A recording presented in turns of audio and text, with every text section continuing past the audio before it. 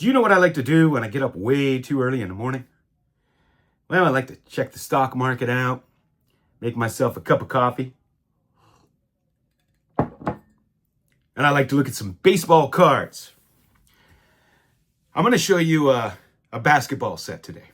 Before I do that, I wanted to talk a little bit about some content that I keep seeing over and over and over again. One of the topics is it worth it to go to the National? I am overwhelmed by how many videos I see on this. Is it worth it? If you are going to the National to buy cards at low prices to flip, hell no, it's not worth it. You're spending a lot of money. You're not going to get the best deals there. If that's the only reason you're going to the National, no, it's not worth it. But if you're going to experience the National and have access to all kind of cards and to meet people and hang out with your friends, yes, it's worth it. But this narrative that you shouldn't go to the National because you can spend that money on cards, I don't get it. It's like, sorry kids, I can't take you to Disney World because I want to spend that money on cards. Sorry guys, I can't come and watch football with you on Sunday at that bar because I could spend that $100 on cards. Sorry honey, we're not going to our anniversary dinner. That's $300 I could spend on cards. I don't understand. When it comes to cards, we're always looking at the cost to recoup or something. But these videos, like this topic, I think it's beaten now. Can we give it up? Can we give it up? If you're going there to flip cards, no, it's not worth it. You're spending way too much money. If you're going there for the experience and to meet people, yes, heck yes, it's worth it. All right, moving on. The other topic I see over and over again is it's the beginning of the crash. Our cards, is the crash coming? Is the collapse coming? How long have we been hearing this? Since COVID? Nobody knows for sure. And if anybody tells you they know for sure, they're lying. I think there are so many people in this hobby, so many new people who have gotten into this hobby and so many people that are profiting from it. Certain YouTubers that are always propping it up. Number one, it's going to take a lot for a complete crash, right? It's more likely to trickle downward. I've said forever, the number one threat to the card hobby is the economy. If the economy goes bad and people need money, there will be more sellers than buyers. That would be bad for the hobby. But you know, bubbles, we keep hearing, this is the other thing, content, bubble, are we in a bubble? We're in a bubble, we're in a bubble. On a live last night on Greg Midlife Sports Cards, you know, there was a guy, the crash is coming, the crash is coming. I hear this all the time. Bubble is such an overplayed term. Everybody always thinks we're in a bubble. There are some YouTubers on here that have been calling for a stock market crash, a card crash for the last 5 years. I could count on my one hand how many major stock market crashes have happened.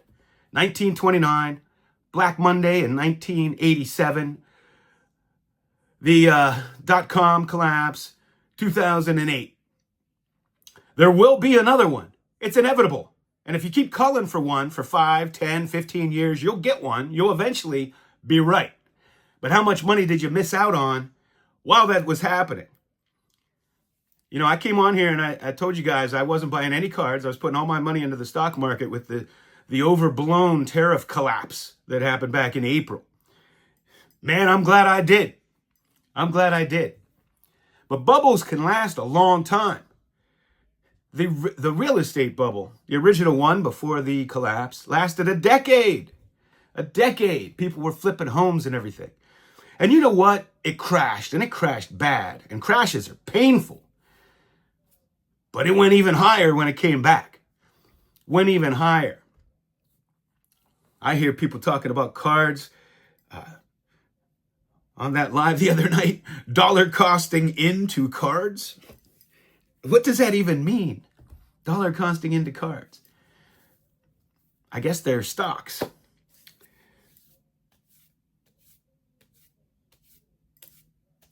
We need to quit with all the negativity. If you're calling for a crash, you will eventually be right. It might be 2035, but you will be right. And I don't think it's helpful to make everybody paranoid and to live your life in fear of when the next collapse could be. You know, I was cautious a couple years ago. 2023 was a bad market, but you got to see what's happening. That looked like it could be bad, but it ended up, it was a little bad, but we recovered quickly. I'm not a buy and hold guy. If you want to be rich 30, 40 years from now, buy and hold's great. If you're going to buy the indexes. But buying individual stocks, buy and hold, is not the wisest thing to do. I could show you all kind of stocks that are at 5, 10-year lows right now. I'll give you some examples. I adopted a teenage girl, and I noticed that when she moved in, she and her friends were Snapchatting. I'm like, what's this Snapchat all about? So I started to ask her, is this the thing you're using? And she's like, well, yeah, it was Facebook, then it was Twitter, now everybody's using Snapchat. So I bought up some shares. I bought 800 shares in my one account, and I bought several hundred in I think it was 300 in my retirement account. Now, that was down around $8, somewhere between $8 and $15. One day they reported earnings, and this damn thing just flew. And it went up to $64, like very quickly. And I sold it. I made like $40,000 on that trade. Went straight back down to $8. Still has never recovered. Buy and hold would not have worked in that situation. It would have cost me a ton of money. If you bought and held Walgreens. Walgreens was $64. Went down to 30-year lows. Now it's at $11, and it's being privately, it's going private. So all that money you would just lose. General Motors a few years back, this was after 2008, buy and hold that sucker. Thing went down to like $6. Then they went bankrupt. If you held the stock, you lost everything. If you held the bonds, you lost everything. They turned around and put out a new IPO for $30. If I'm up big on something, I take profits. Doesn't mean I sell everything. I like to trade around positions. I did that with Robinhood. I was averaged in at Robinhood at $15, and I owned a lot of shares. I just believed in it. And the talking heads would tell you it's bad and this and that, but I noticed my daughter's age group, they were all trading stocks. They were all day trading, and they were all using Robinhood. So I bought that, and I held it for like 3 years. Ran up, started running. I would sell off a few shares as it was going up. Big pullback, buy in again. Ran up, bought some more shares. Like, I trade around a position if I believe in the company and nothing's changed with the company. So I did this. I just kept trimming and adding. In April, I added a bunch more. Thing got hammered. Sold it $101. Now, it went to 115 or 117. But am I going to cry about it? I made my money. I finally got out of it at 101. Am I going to cry about that extra bump? I mean, nobody can predict the top. Nobody can predict the bottom. Nobody. So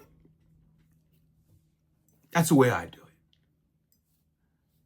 Clorox, one of the great American companies. People always go there when times are bad. If there's a crash, you watch Clorox go up. It's at a 5 or 10-year low. I can go on and on and on. Nike's at It's finally showing some life now. Disney. I mean, the list goes on and on and on. And you'll be like, well, how about NVIDIA? How about Palantir? Yeah, I've owned those too. But for every one of those, how many are like the ones I'm talking about? And if you only pick those companies, God bless you. God bless you. You must be a prophet.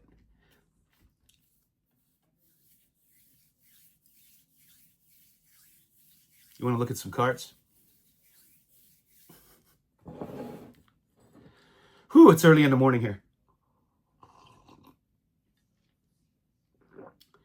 You know, I find with stock trading, and it's probably like this with trading or flipping cards too.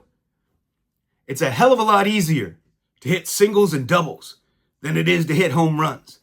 Everybody wants to hold that stock for the rest of their lives, and they want the next NVIDIA. They're few and far between, man. It's a heck of a lot easier to make 500 here, 1,000 here, 2,000 here, than it is to make 100,000 on one stock.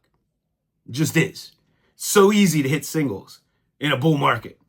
You don't even have to try that hard. All right, I wanted to show you, in an effort to show more sports, I want to show you the 1972 Icy Bear cards. And these are pretty cool. This is Pistol Pete here.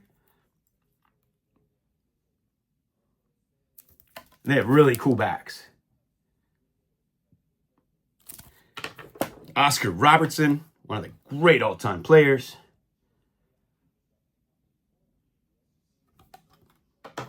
So is Pistol Pete. John Havlicek. Here's Dave the Butcher.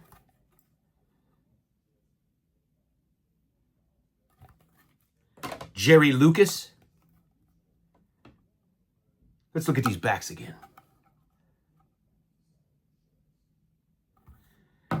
Here's Kareem Abdul-Jabbar. Jerry West. Just loaded with stars. Calvin Murphy.